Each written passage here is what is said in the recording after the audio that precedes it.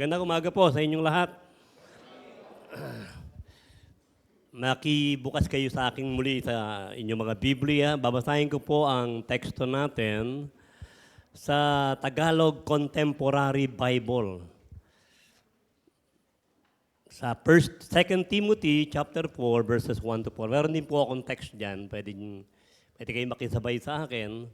Babasahin ko ng dahan-dahan. Sabi rito, inaatasan kita sa presensya ng Diyos at ni Kristo Jesus na siyang hahatol sa mga buhay at mga patay at muling babalik at maghahari. Verse 2, maging handa ka sa pangangaral ng salita ng Diyos sa anumang panahon. Ilantad mo ang mga maling aral, pagsabihan mo ang mga tao sa mga mali nilang gawain, at patatagin ang pananampalataya nila sa pamamagitan ng matyagang pagtuturo. Verse 3, bakit daw? Sapagkat darating ang panahon na ayaw nang makinig ng mga tao sa tamang aral. Sa halip hahanap sila ng mga gurong magtuturo lamang ng gusto nilang marinig para masunod nila ang kanilang layaw. At verse 4, hindi na nila pakikinggan ang katotohanan at babaling sila sa mga aral na gawa-gawa lang ng tao. Gusto ko rin pong basahin sa English version, yung hanggang verse 2 lang. Meron po mga pang verse dyan. Sabi rito, 2 Timothy chapter 4 verses 1 to 2. I charge you, inutusan kita, I charge you in the presence of God and of Christ Jesus, who is to judge the living and the dead, and by His appearing and His kingdom. Kung maaari po, sabayan niyo ako rito sa verse 2, sabay-sabay tayo. Ready? Go. Preach the word, be ready in season and out of season. Reprove, rebuke, and exhort with complete patience and teaching. Manalangin tayo. Ama naming Diyos, dalangin namin na muli mo kaming samahan upang matapat naming maipangaral ang iyong salita. Buksan mo po ang aming puso at isipan sa kapangyarihan ng iyong Espiritu at bigyan mo po kami ng tiyaga sa pakikinig upang maunawaan po namin ito at matanggap, maipamuhay tungo sa aming paglago.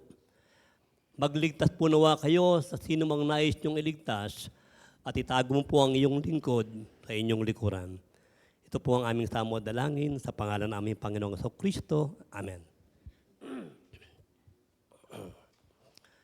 Alam niyo, sa 14 na sulat ni Pablo sa Biblia, ang ikalawang Timoteo ang pinakahuli niyang isinulat. Habang siya ay nasa loob ng kulungan, at take note, at malapit na siyang mamatay. Sa katunayan, sinabi niya sa talatang 6, hindi na natin binasa, hanggang 4 lang tayo. Sabi niya, sapagkat dumating na ang panahon. Panahon ng ano? Panahon ng pagpanaw ko sa buhay na ito. Ibig sabihin, nang isulat ito ni Pablo, alam niya na malapit at nakatakda na siyang mamatay at bitayin dahil sa pangangaral niya ng salita ng Diyos. At tulad ng taong malapit ng mamatay, ang kanyang last will and testaments ay isinulat niya rito sa 2 Timothy.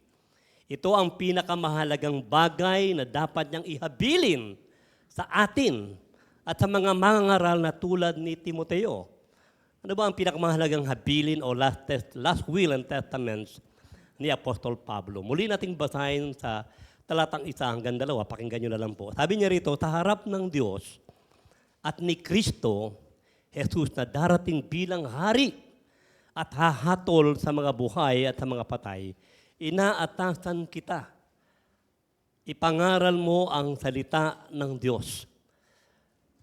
Bagamat una itong inihabilin ni Pablo kay Timoteo bilang mangangaral na itinalaga niya sa Ephesus, ngunit ito rin ay para sa mga mananampalataya ng mga iglesyang kanyang pinasimulan. Sa katunayan, mapapansin natin ang pagbabago ng panghalip o pronoun na ginamit ni Pablo sa unang 2 talata tungkol sa mga ngaral na si Pablo ang sinasabi niya. Kaya makikita natin yung mga salitang tulad ng inaatasan kita, maging handa ka, ilantad mo. So, first personal pronoun.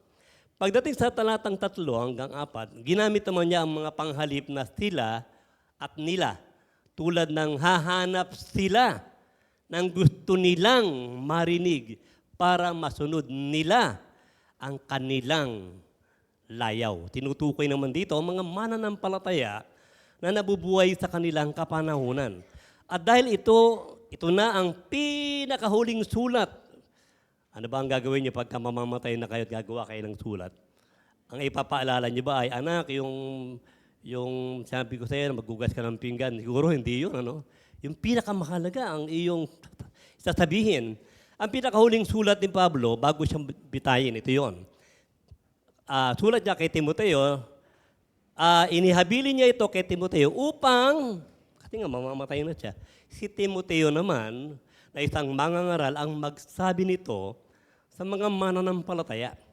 Ipinapahiwatig nito na ang mahalagang habilin dito ni Pablo ay hindi lang para sa mga mangangaral, sa halip, may pananagutan din tayong lahat ng mga mananampalataya na nabantayan ang habiling ito. Kaya ang huling habiling ito ni Pablo ay di lang para sa mga mangangaral, kundi para din sa atin na mga tagapakinig. Kaya sabihin mo sa katabi mo, kasama ka dito. Ikaw ang kinakausap ng Panginoon. Ano ba ang salita ng Diyos? Bakit natin ito dapat ipangaral ng matapat at tama? Alam niyo, sa Matthew chapter 7, verses 24 to 27, wala po dyan, inihahalin tulad ni Jesus ang salita ng Diyos sa isang matibay na pundasyong bato. Ito ang tema natin sa taong ito. Ang nakikinig naman at nagsasagawa nito ay inihalin tulad ni Jesus sa isang matalinong tagapagtayo ng bahay sa ibabaw ng bato na siyang salita ng Diyos. At alam nyo, ito rin po ang barometer o panukat natin sa ating paglago ang salita ng Diyos. Kaya kung nais nating lumago pero hindi tayo nagbabasa, hindi tayo nakikinig ng salita ng Diyos, napaka-imposible nun.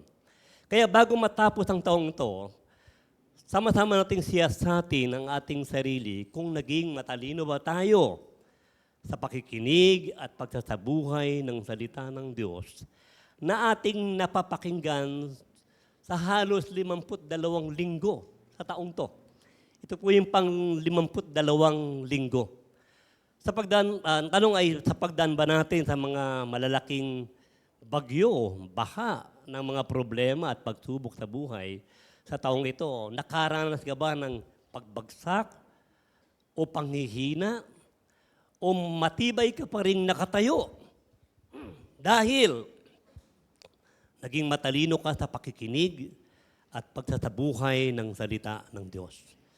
Sa taong ito ng 2026, idalangin natin na sa pagdating ng mga bagyo ng pagsubok, maging katulad nawa tayo ng matalinong tao na nagtayo ng bahay sa ibabaw ng karunungan ng tao? Hindi po. Sa ibabaw ng matibay na bato sa pamamagitan ng matyagang pakikinig at pagsasabuhay ng salita ng Diyos. Ganun lang po kasimple ang Kristyanismo. Pakinggan mo, ipamuhay mo. Ngunit sinabi sa Roma 10:17, paano tayo makakapakinig kung walang mangangaral? Kaya narito kami na mangangaral. At kung may mangangaral, hindi lang tapat na may mangangaral, bakit kailangan niyang maging matapat sa pangangaral ng salita ng Diyos? Pag-aralan natin ang 3 dahilan na itinuturo dito ni Pablo kung bakit dapat may pangaral ng matapat ang salita ng Diyos. Patyaga natin pakinggan ang mensaheng ito na pinamagatang Why the Word of God Must Be Preached Faithfully. Why the Word of God must be preached faithfully. Bakit dapat maipangaral ng matapat ang salita ng Diyos? Para sa unang puntos, muli natin batahin ang talatang 1. Sabi rito, sa harap ng Diyos at ni Kristo Jesus, inaatasan kita na ipangaral mo ang salita ng Diyos. Bakit sinabi ni Pablo, inaatasan kita na ipangaral mo ang salita ng Diyos? Dahil ito ay isang pagtawag. Inaatasan ko kayo. Inaatasan kita. It is our calling. Inaatasan kita sa harap ng Diyos at ni Kristo. Ibig sabihin, hindi lang si Pablo ang nag-uutos sa atin na ipangaral ang salita ng Diyos, kundi ang Panginoon mismo na ating Commander-in-Chief. Hindi ang mga pastor, hindi mga leaders, kundi ang Panginoong Jesucristo. At bakit sinabi niyang siya ang hahatol sa atin sa kanyang muling pagbabalik? Ibig sabihin, sa pagkatawag na ito na ipangaral ang salita ng Diyos, ang unang hahanapin ng Diyos sa atin sa pagharap natin sa Kanya sa nalalapit niyang pagbabalik ay kung ito ba ay nagawa natin. Bago mamatay si Pablo, ito rin ang una at pinakamahalagang gampanin na nais niyang siguruhin bago siya mamatay na maunawaan ng iiwanan niyang mga mangangaral at ng bawat mananampalataya na tinawag ng Panginoon sa kaligtasan. Why the Word of God must be preached faithfully para sa point number 1. Bakit dapat maipangaral ng matapat ang salita ng Diyos? Pakilagay nga po yung point number 1 natin. Yan. It is the priority of our calling. It is the priority of our calling. Hindi natin prioridad ang mga iba't ibang gawain, bagamat meron tayong mga ginagawa, ang mga party o kung ano pa man, iniligtas tayo at tinawag ng Panginoon para siguruhin natin na maipangaral ng matapat ang Kanyang salita. Hindi ito isang pakiusap, kundi pangunahing tungkulin kung bakit niya tinawag ang mga mangangaral at ang bawat mananampalataya. Kaya nga sa Matthew chapter 28, verse 19, lahat tayo ay inuutusan ng Panginoon na humayo at ipangaral ang mabuting balita. Hindi lang tayo iniligtas ng Panginoon para lang maging perfect ang attendance natin tuwing linggo, kundi tinawag niya tayo bilang mahusay na tagapakinig para bantayan kung ipinapangaral ba ng tama ang salita ng Diyos. Kung ikaw ay nasa klase at sinabi ng teacher mo, pagkatapos nito, meron tayong quiz, final quiz. Makikinig kang mabuti. Tama ba? Sapagkat yung final test na yon, doon nakasalalay kung meron ka bang naintindihan. Kung hindi natin ito magagampanan at idadahilan natin hindi kasi natin narinig, sinabing saksi ang Diyos o alam ng Diyos na narinig mo at naintindihan natin ang utos na ito. Bakit sinabing saksi ang Diyos? Dahil seryoso ang Diyos sa utos na ito na ipangaral. Hindi ang salita at katuruan mula sa mga tao, kundi ang salita ng Diyos. May pananagutan ng buong iglesia na kung hindi natin pakikinggan, sisiyasatin, susundin at babantayan ang pangangaral ng salita ng Diyos, ang Diyos mismo ang sinusuway natin. Sa 2 Timothy chapter 1, verses 13 to 14, inuutusan ni Pablo ang mga mangangaral na ipaglaban o ingatan. Kasi alam nyo, ito na lang yung pinakang kayamanan natin ang salita ng Diyos. Ang mga bagay na pinagkatiwala sa Kanya ng Diyos, kabilang ang katotohanan ng mabuting balita na siyang salita ng Diyos. Sa 2 Timothy chapter 2, verse 15, inuutusan din sila ni Pablo, hindi lang para ingatan ang salita ng Diyos, kundi pag-aralan nila itong mabuti upang matapat nila itong maituro, mai-share. Nagbibigay ba tayo ng panahon sa pagbabasa ng Biblia at nag-aaralan ba natin? Calling po natin yan. Ngunit bakit maigpit na inuutos sa atin ng Diyos na bantayan natin at siguruhing maipangaral ng tama ang salita ng Diyos? Kung ibababa natin ang ilang talata, ang ating pagbasa, sinabi ni Pablo sa 2 Timothy pa rin, chapter 3, verse 15. Tinan niyo, sabi niya, mula pa sa pagkabata ay alam mo na ang banal na kasulatan o ang salita ng Diyos. At ano raw ang salita ng Diyos? Na siyang may kapangyarihan, ano ang kapangyarihan ng salita ng Diyos? Na magbigay sa iyo ng karunungan o kaalaman para tungo sa kaligtasan. Ganito kahalaga ang salita ng Diyos. Sinasabi ni Pablo na kaya dapat maipangaral ng tama ang salita ng Diyos dahil dito nagmumula ang karunungan o pagkaunawa sa ikaliligtas ng isang tao. Marami tayong mga technique, mga methodologies, pero hindi doon magmumula ang kaligtasan kundi sa matinong pangangaral ng salita ng Diyos. Hindi dahil sa husay magsalita ng mangangaral. Hindi dahil sa updated siya sa mga methodologies, hindi dahil sa lalim ng kanyang pinag-aralan, at hindi dahil sa ang ating lugar ay conducive to learning at air condition pa, kundi dahil sa matapat na pangangaral ng salita ng Diyos. Na ano raw, na siyang mismong may kapangyarihan na magbigay ng pagkaunawa sa makikinig para sa kanyang ikaliligtas. Naalala ko nung magdi-decide kami kung dito kami magsisimba dahil galing kami ng Marikina, ang una kong tinignan ay paano ipinapangaral ng salita ng Panginoon. Siguro nakalimang churches kami sa buong Antipolo at pinapakinggan ko yung mga nangangaral kung talagang ipinapangaral ng salita ng Panginoon. At dito kami nag-decide kasi nakikita ko na ang mga tumatayo rito ay talagang ipinapangaral ang salita ng Panginoon. Kaya sinabi ni Pablo kay Timoteo sa 2 Timothy chapter 1 verse 8 na hindi siya dapat mahiya o matakot na mangaral para sa Panginoon. Bakit? Dahil ang dala-dala niyang salita ay kapangyarihan ng Diyos para magligtas. Dahil hindi siya ang magliligtas, kaya hindi siya dapat mahiya, kundi ang kapangyarihan ng Diyos na ano? Na kumikilos sa puso ng mga nakikinig sa oras na ito. Ganito rin ang sinabi ni Pablo sa Roma 1:16, sapagkat hindi ko ikinahihiya ang ebanghelyo o ang pangangaral ng mabuting balita. Kinakaya ba natin ang salita ng Diyos? Bakit daw? Sapagkat ito ang kapangyarihan ng Diyos. Saan?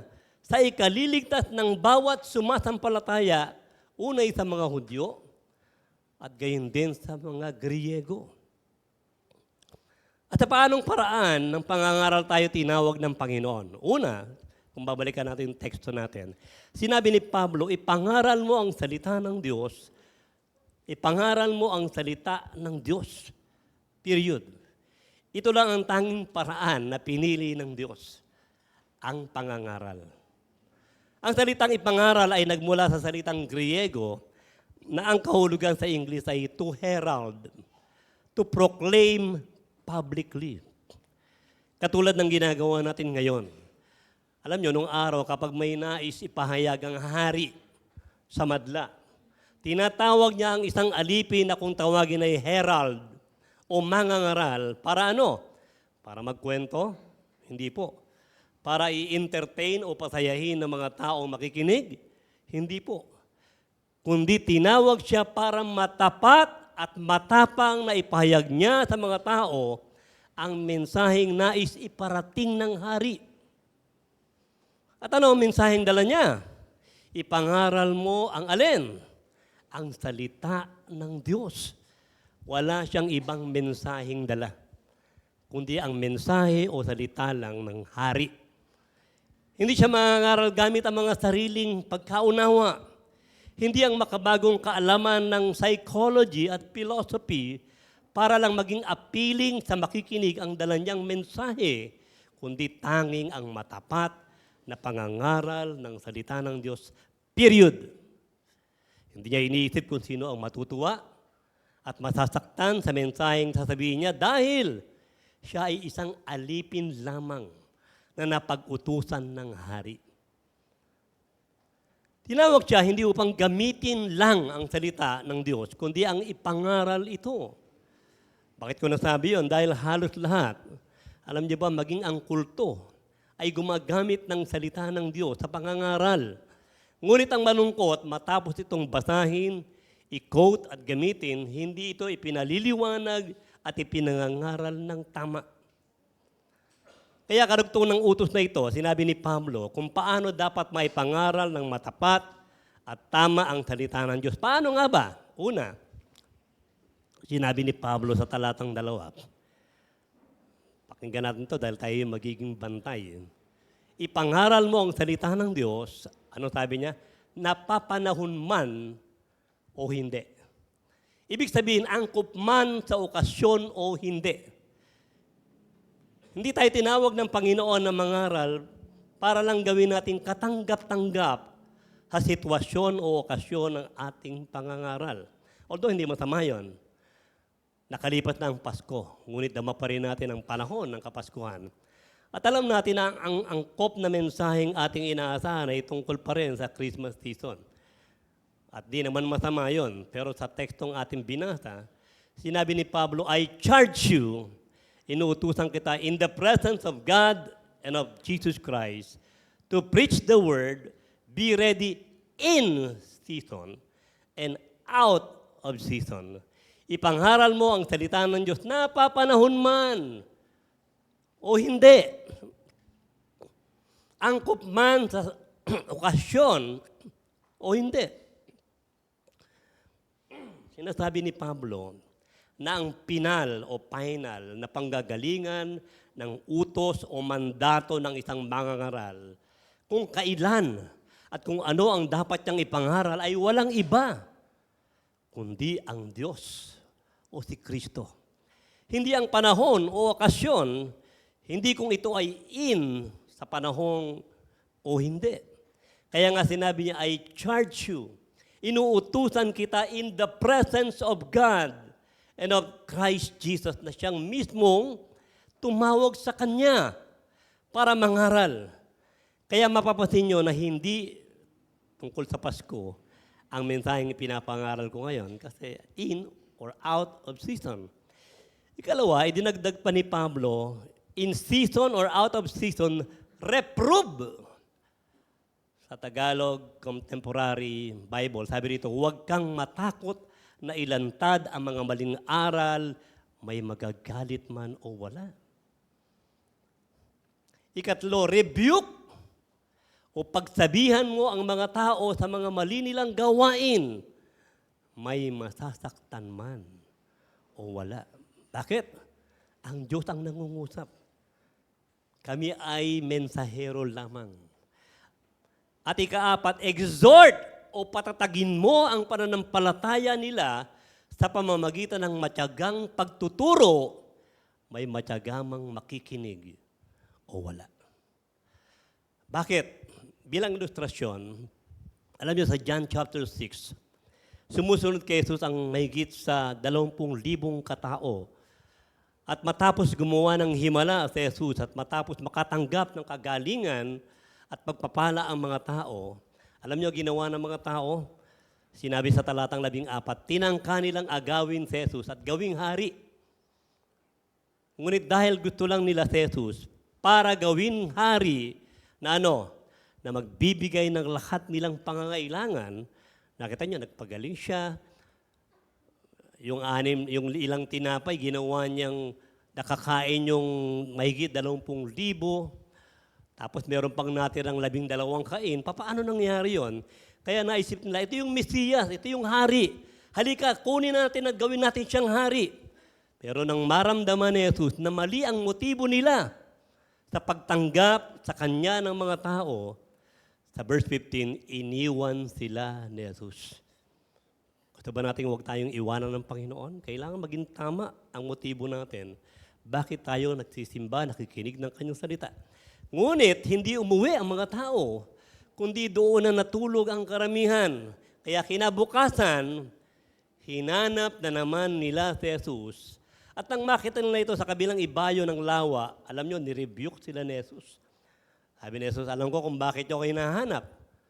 Sinabi ni Jesus, hinahanap nyo lang ako, hindi dahil naniniwala kayo na ako ang Mesiyas, kundi dahil lang sa mga pagpapala at kagalingang natanggap nyo.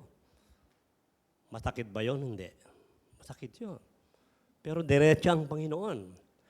Kaya sa talatang 27, sinabi ni Jesus, hindi ang mga pagkain ito na hinahanap nyo na napapanis ang tunay nyong kailangan. Hindi ang mga pagpapalang material at pisikal ang tunay nating kailangan at mga kagalingan. Dahil, kundi ang alin? Ang salita ng Diyos na di napapanis. Sa halip ay tatagal sa buhay na walang hanggan. Kaya matapos silang pakainin at pagalingin, alam nyo ginawa ng Panginoon? Oh, ito na yung blessing pero makinig kayo, sabi ng Panginoon. Nangaral naman si Jesus sa mga oras na yon para magsisi sila at manampalataya sa Kanya na siyang tunay nilang kailangan.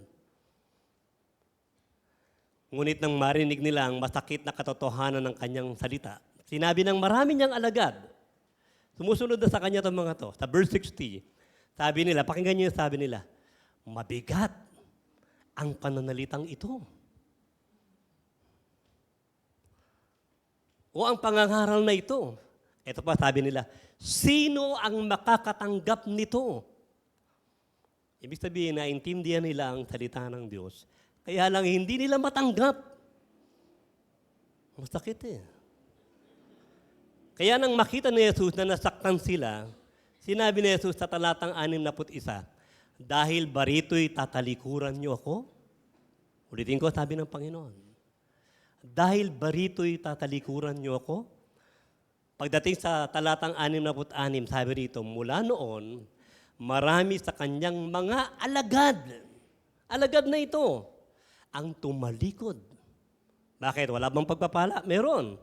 Tumalikod, hindi na sumama sa kanya. Marami sila nung una. Mahigit 20,000 tao. Habang may pagpapala at kagalingan. Ngunit nang mangaral si Jesus ng masakit na katotohanan, tumalikod ang marami.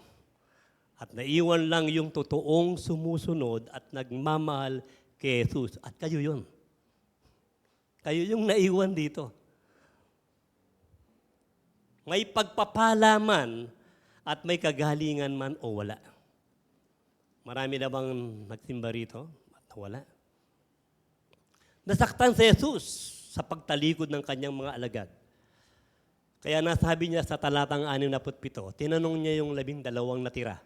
Pero mo, libo-libo. 12 lang natira. Hindi after si Kristo sa dami ng tao eh. Sabi ng Panginoon, pakinggan niyo sabi ng Panginoon, at kayo, gusto niyo rin bang umalis? Para siguro kung tayo, Pastor, pinagtatabuyan mo naman kami. Tignan niyo salita ng Panginoon. Parang sinasabi ni Jesus, mahal niyo lang ako dahil sa mga pagpapala at kagalingan. Ngunit hindi niyo mahal ang aking salita. Nasaktan siya.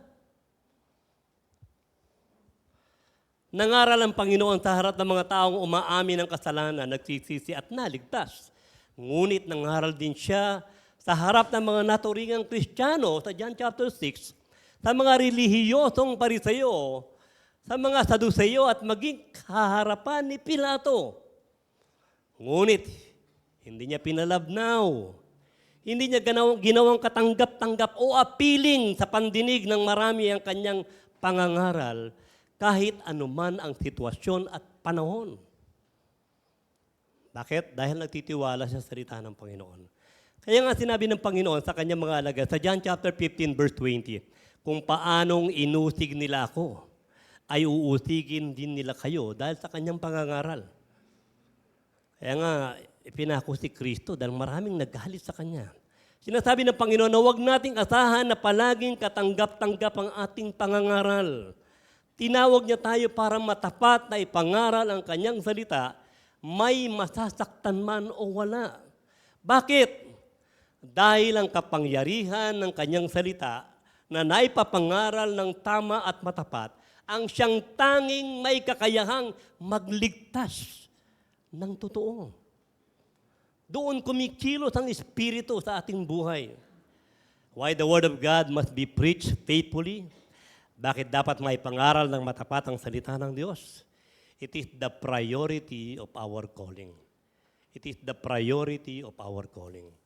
Tinawag tayo ng Panginoon para sama-sama nating ingatan ang kanyang salita, bantayan at ipangaral. At para sa ikalawang puntos, tuloy natin ang pagbasa sa talatang 3. Sabi rito, sapagkat darating ang panahon, siguro ngayon na yon, na parang hula to, sinasabi, prophecy ni Pablo. Sabi niya, darating ang panahon, tandaan nyo, ayaw nang makinig ng mga tao sa tamang aral.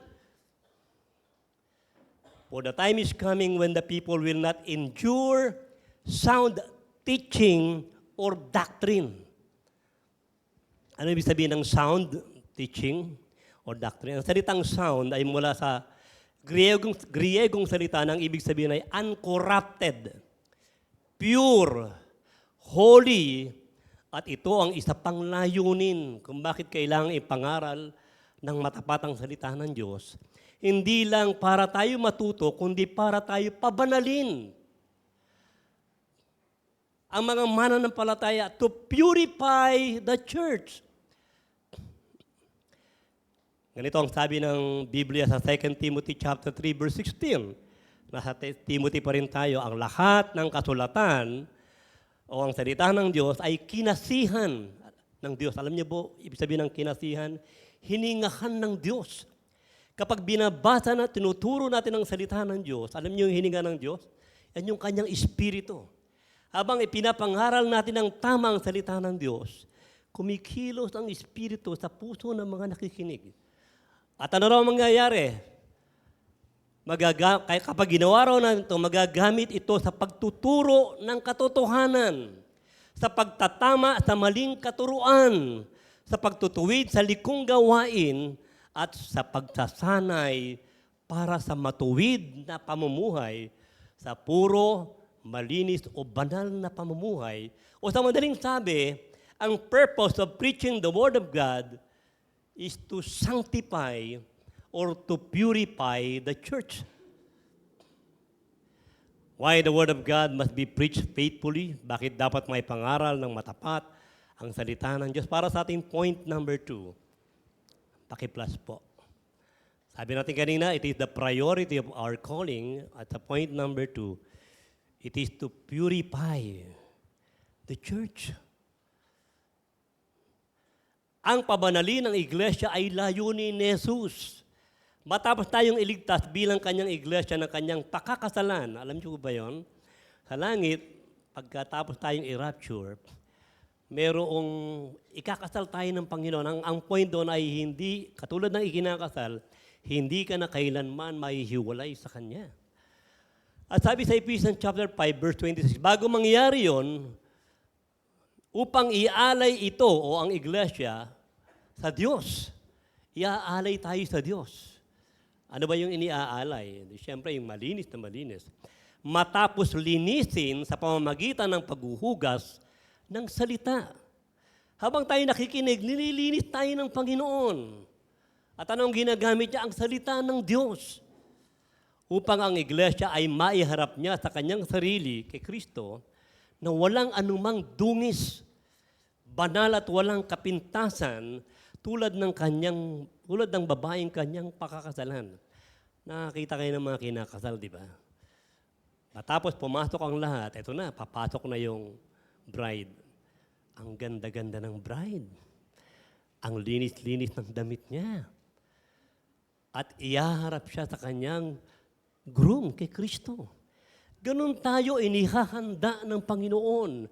Ibig sabihin, hindi lang tayo tinawag ng Panginoon para maligtas, kundi upang sanayin tayo na kanyang bride sa matuwid, malinis at banal na pamumuhay.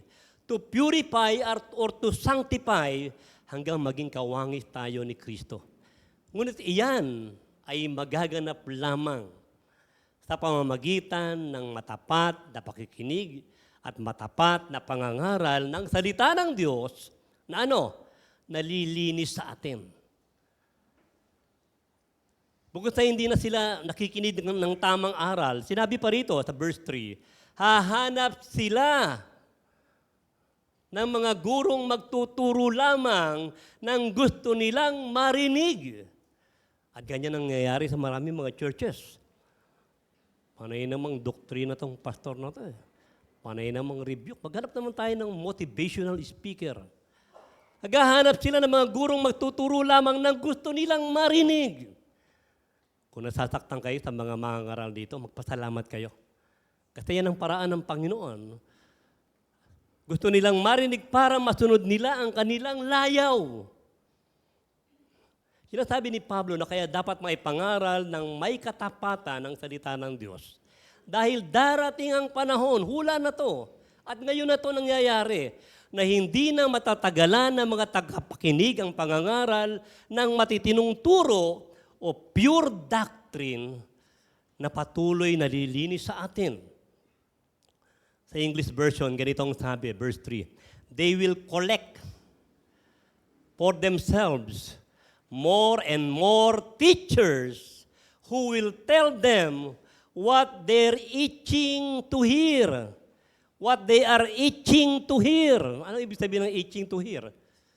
Masarap sa pandinig. Kung nasasaktan kayo sa salita ng Diyos, ayos yan.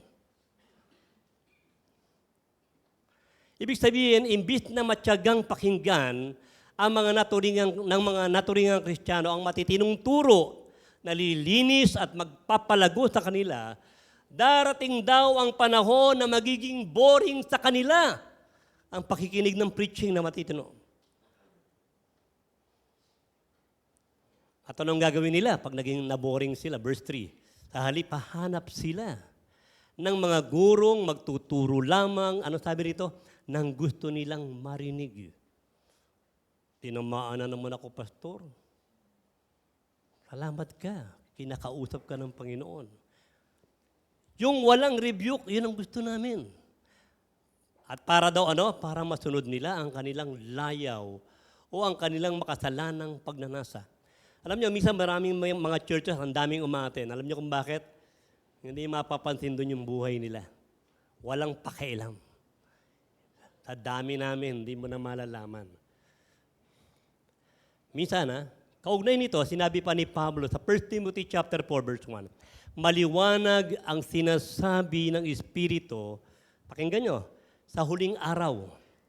Ngayon na yon, ano raw yung sinasabi ng Espiritu sa huling araw? Maliwanag ang sinasabi ng Espiritu na sa huling araw, pakinggan nyo, ay iiwan ng ilan ang pananampalataya. Yung matinong pananampalataya.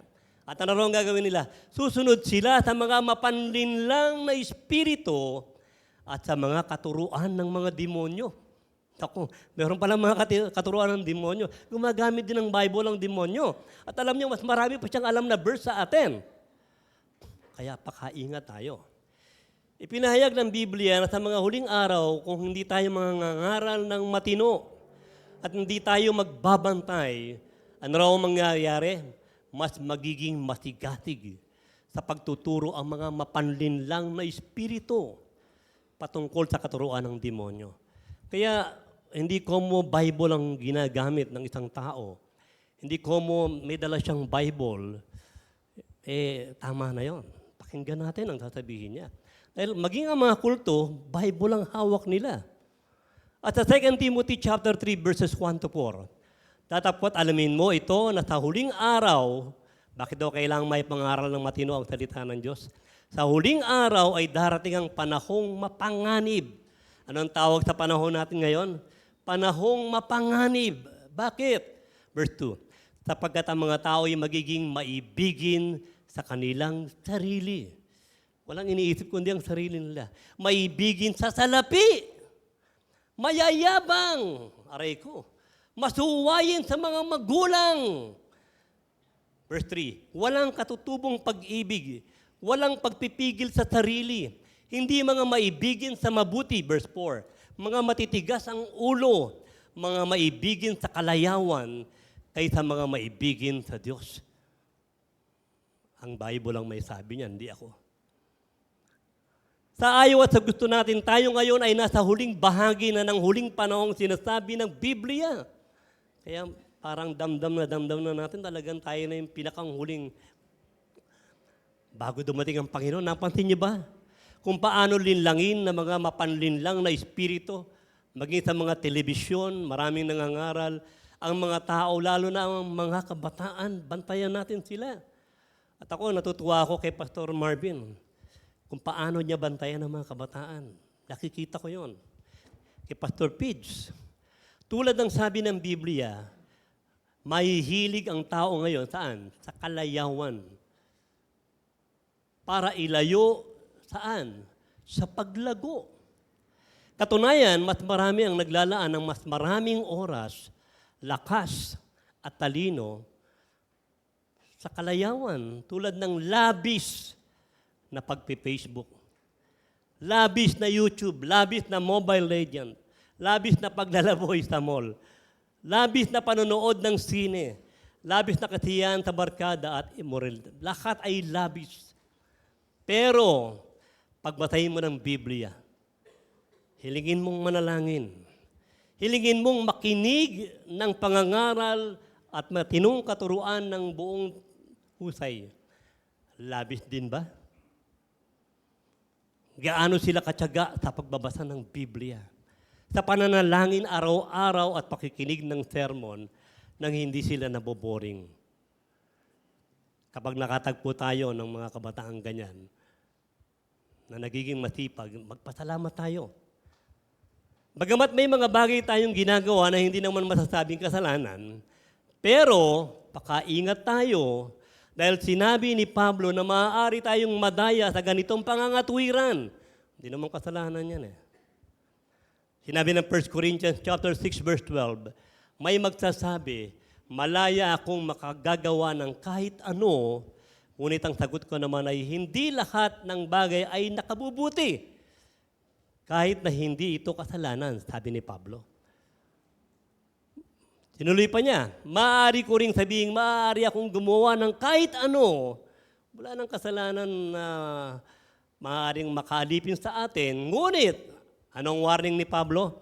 Hindi ako magpapaalipin sa anumang bagay.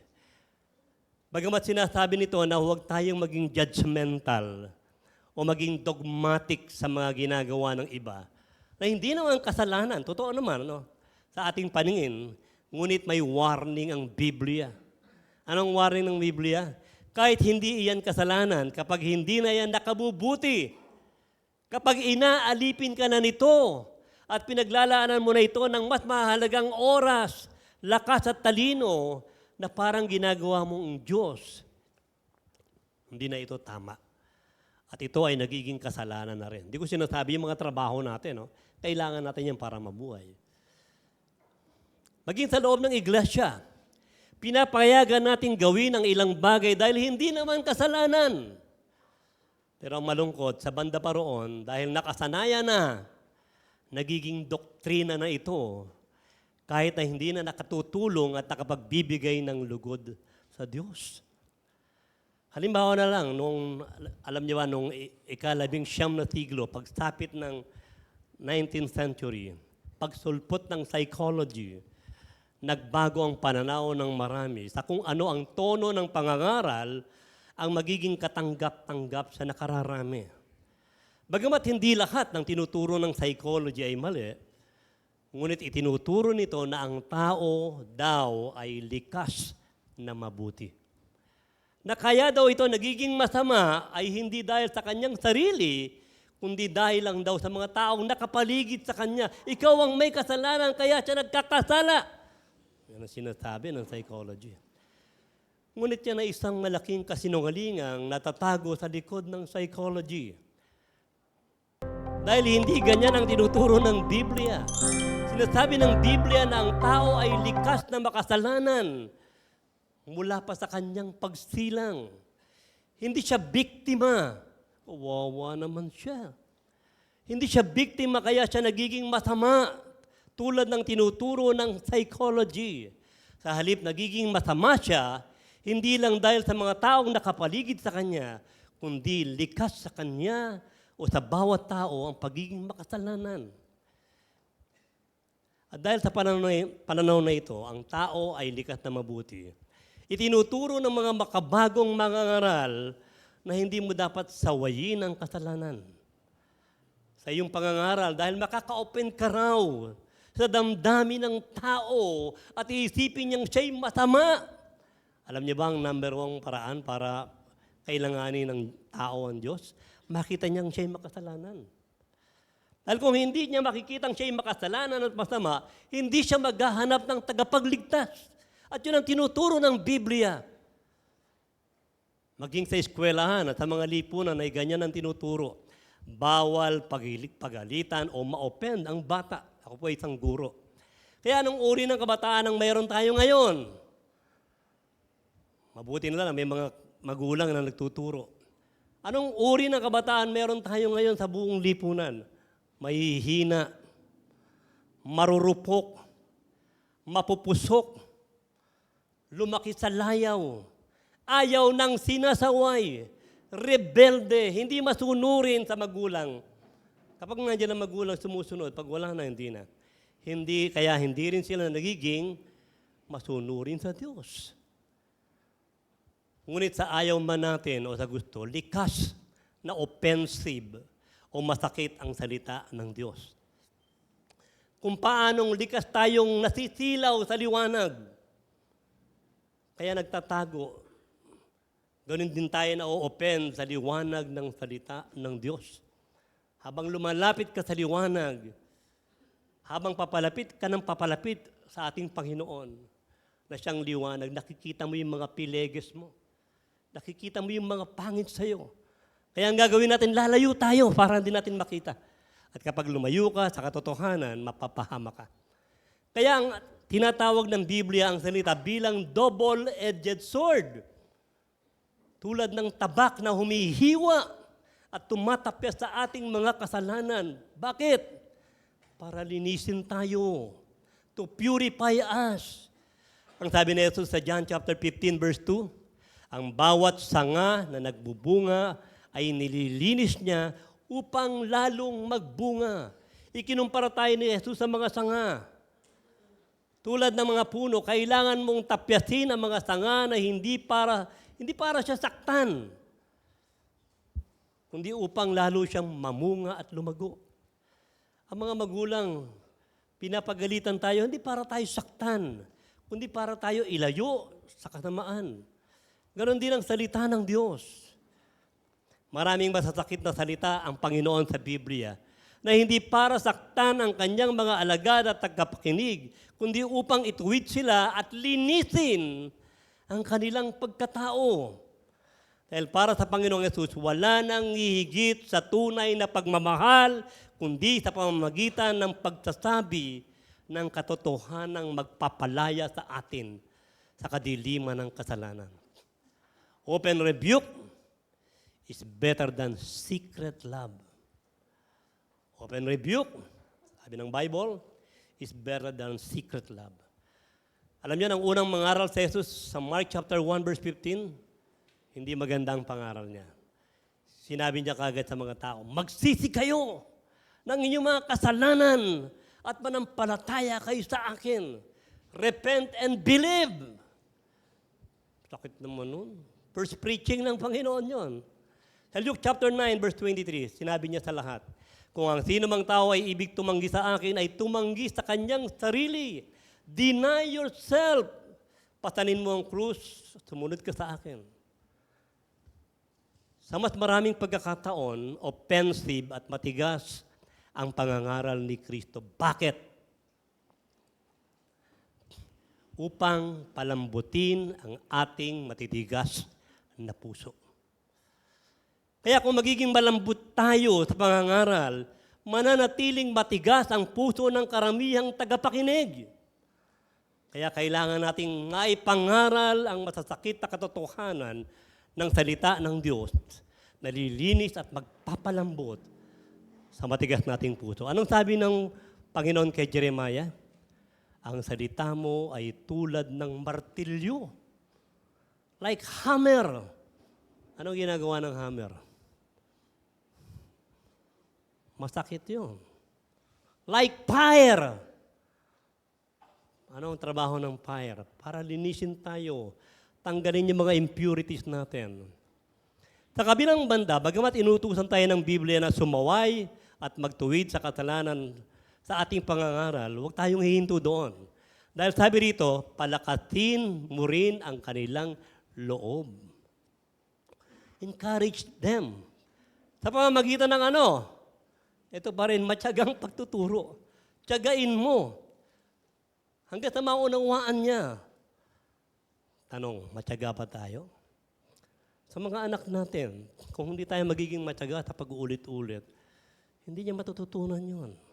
Bakit kailangang matapat na may pangaral ng salita ng Diyos? Why the Word of God must be preached faithfully? Preaching the Word is the priority of our calling and to purify the church. Para sa ikatlo at huling puntos. Basahin naman natin ang talatang 4. Talatang 4, pakipost nga po. Ayan. Hindi na nila pakikinggan ang katotohanan at babaling sila. They will turn away. Saan? Sa mga aral na gawa-gawa lang ng tao. They will turn away from listening to the truth. Ibig sabihin ng darating ang panahon, hindi sila mananatili sa pakikinig sa katotohanan sa oras na hindi natin nababantayan at hindi na matapat na naipapangaral ang salita ng Diyos. Kung paanong naipe-preserve ng asin ang pagkain nung araw, wala pang rep. Ang ginagamit na preservative, asin. Kung paano naipe-preserve ng asin ang pagkain para hindi ito mapanis. Gayon din iniingatan at pinapanatili ng salita ng Diyos ang mga mananampalataya na manatili sa kalooban at katotohanang tinuturo ng Diyos upang hindi sila mawala, kundi mai-preserve tayo. Bakit kailangan matapat na may pangaral ng salita ng Diyos? Why the Word of God must be preached faithfully para sa point number 3. It is the priority of our calling. It is to purify the church and it is to preserve the church. Ayaw ng Panginoon, mawala tayo. Manatili tayo. Kung matapat nating ipapangaral ang salita ng Diyos, hindi lang lilinis ang kanilang buhay, kundi sila ay maiingatan ng Panginoon na hindi mawala sa Kanya, kundi lalong lumago. At yan ang tunay na pagmamahal. Alam niyo ba, yung mga kabataang nanliligaw, mga kabataang babae, kayong basta maniwala kahit gaano karaming I love you. Nakakakiliti yun, pero hindi, ang I love you ay hindi lang sinasabi. I love you. Nasa tono ba ng pagsasalita yun? I love you. Kinikilig na sila, di ba? Tapos hindi naman responsable sa pamumuhay. Hindi naman talaga ipinapakita sa buhay niya ang pagmamahal. Mahal namin kayo, tandaan nyo, mga mangangaral. Kaya nga nag-aaral kami mabuti. Ayaw naming makasakit bilang mga mangangaral. Ngunit mas mahal namin ang Panginoon na tumawag sa amin. Gusto naming maging tapat sa pangangaral at sundin ang kanyang salita, gaano man ito kasakit, sumugat. Kaya huwag kayo sa amin magagalit. Mahal namin kayo. Ang mga magulang natin, nagagalit sa atin. Pag nagalit ba, nagpapalit na tayo ng magulang? Ayoko na tayo, papalit na. Ganun ba, pag nagalit tayo sa papalitan na natin? Hindi, ang totoo, sila lang ang may lakas ng loob sabihin to dahil mahal ka niya. Dahil ito lang at wala nang ibang makapagpapanatili sa atin upang hindi tayo mawala sa Panginoon. At habang matapat ay pinapangaral ang salita ng Diyos, lalong hindi aalis sa loob ng iglesia ang mga tunay na naligtas. Minsan nilalambutan nila ang salita ng Diyos kasi baka mawala ay mga Kristiyano. Hindi po. Ang tunay na Kristiyano, lalo silang mananatili. Bakit? Dahil ang trabaho ng salita ng Diyos i-preserve ang tunay na mananampalataya. Dahil patitibayin sila ng salita ng Diyos para sila makatagal at makapagpatuloy sa kabila ng mabibigat na pagsubok hanggang sila ay lalong tumibay at lumago. Bakit? Dahil sabi dito, ang mga malilinlang lamang ang siyang aalis at maghahanap sila ng ibang iglesia na may mga mangangaral na ang ipapangaral ay yung ayon lang sa gusto nilang marinig para masunod nila ang kanilang masamang hilig. Na hindi ko sinasabi yung umalis ay hindi tunay na Kristiyano. Maaaring nalipat siya ng lugar, ng bahay. Maghahanap sila ng iglesia na walang bawal at ang mga mensahe ay kikiliti sa kanilang mga tenga. Sapat ang matapat na pangangaral ng Ebanghelyo dahil tapat din nakikilos ang Diyos para magligtas kung tayo ay mananatiling tapat. Meron akong testimony sa inyo. Naalala ko, minsan na-invite kami kasama ang mga mag-aaral namin sa San Jose, sa San Bales Christian Campsite. Dahil nga sa ako'y teacher ng values, kasama ko. At alam nyo, nung gabi na, nang mangaral ng isang pastor, panay motivational at psychological insight lang ang sinasabi niya. Bumanggit siya ng ilang talata sa Biblia, pero ni minsan, dahil nakikinig ako mabuti, katulad ng ginagawa niya. Ni minsan sa kanyang pangangaral, hindi niya man lang nabanggit yung pinakamahalagang salita, ang pangalan ni Kristo. Hanggang matapos siya. Alam nyo, nalungkot ang aking espiritu. Kaya pagkatapos ng gawain, siguro mga 9 na yon ng gabi, kahit gabi na, ang dami mga kwarto rin, inalam ko kung saan natutulog yung pastor na yon at sinubukan ko siyang kausapin. Kahit hindi ko siya kilala. Alam ko na maaari siyang masaktan. Ngunit sino ang maglalakas loob na itama siya? At sino ang magtatanggol sa matapat na pangangaral ng salita ng Diyos? Sino? Nang makita ko siya, nagpakilala ko sa kanya na ako isang pastor. Diretsahan kong sinabi sa kanya na ang tagal niyang nangaral at nagbukas ng mga talata sa Biblia, ngunit ni minsan hindi niya nabanggit ang pangalan ni Jesus. Alam niyo sagot niya? Inutusan lang daw siya ng DepEd na huwag bumanggit ng pangalan ni Jesus para daw hindi maging religious ang dating, kundi motivational lang. Sabi ko sa kanya, tinawag tayo ng Panginoon bilang mangangaral para ipangaral ang pangalan ni Kristo at hindi tayo tinawag para sundin ang DepEd. Sabi ko sana, hindi ka na lang nangaral at sumunod sa DepEd. Kung hindi mo rin ipapakilala sa Jesus bilang tagapagligtas. Alam niyo nangyari? Walang imik siyang umalis. Sinubukan kong humingi ng paumanhin habang lumalayo siya, pero nasaktan siya sa sinabi ko, kaya tinalikuran niya ako. Ang hindi niya alam, nagawa ko siyang kumprontahin dahil nasaktan din ako. Dahil hindi niya na ipangaral para ipagmalaki at ipakilala ang Panginoong Yesus bilang Panginoon at tagapagligtas. Nasasaktan din ba kayo kapag hindi natin na ipapangaral ang Panginoon? Kapag may motivational speaker, hindi man lang niya pinagmalaki ang Panginoon? Nasasaktan ba tayo kapag may maling itinuturo? Habang matapat na naipapangaral ang salita ng Diyos sa ating kalagitnaan, ang Diyos mismo ang magdadagdag ng kaluluwang maliligtas. At hindi siya mag-aalis ng hindi patunay ng mananampalataya. Siya rin ang mag-aalis kapag tayo hindi naging totoong mananampalataya. Kaya nga sinabi ni Pablo 1 Corinthians 3:6, ako ang nagtanim, si Apollo ang nagdilig, mga trabaho namin mga pastor, nagtatanim, nagdidilig. Subalit, tinan nyo, sabi niya, ang Diyos ang nagpatubo at nagpalago.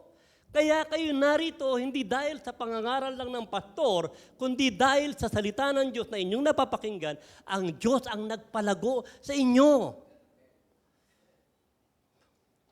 Kaya hindi tayo nagmamadali sa pagdami, sa paraan ng mundo. Sa mga market-driven methodologies, dahil ang tunay din naman, at dahil ang Diyos din naman, ang tunay na magpapalago ng gawain. Hindi hahayaan ng Diyos na mamatay ang iglesia habang nagtitiwala tayo sa kaparaan ng itinakda niya. At iyon ay ang matapat na pangaral ng salita ng Diyos. Hindi masama ang pagdami, paglaki ng finances, Ngunit hindi ang mga ito ang palatandaan ng tunay na paglago. Dahil maging ang mga kulto, ang mga ito ang pananampalataya, dumadami. Nagkakaroon ng malalaki rin mga church building. Hindi naman masama yan, pero hindi yan ang pamantayan. Ang tunay na paglago ay ang matapat na pangangaral ng salita ng Diyos, ang paglago sa kabanalan at pananatili sa katotohanan. Kaya sinabi ni Jesus sa John 10:27, 28, dinirinig ng aking tupa ang aking tinig. Kung tupa ka raw ng Panginoon, nakikinig ka ngayon. At sila'y aking nakikilala. At sila'y nagsisisunod sa akin. Yun daw yung tupa. Verse 28, tingnan nyo, sabi niya.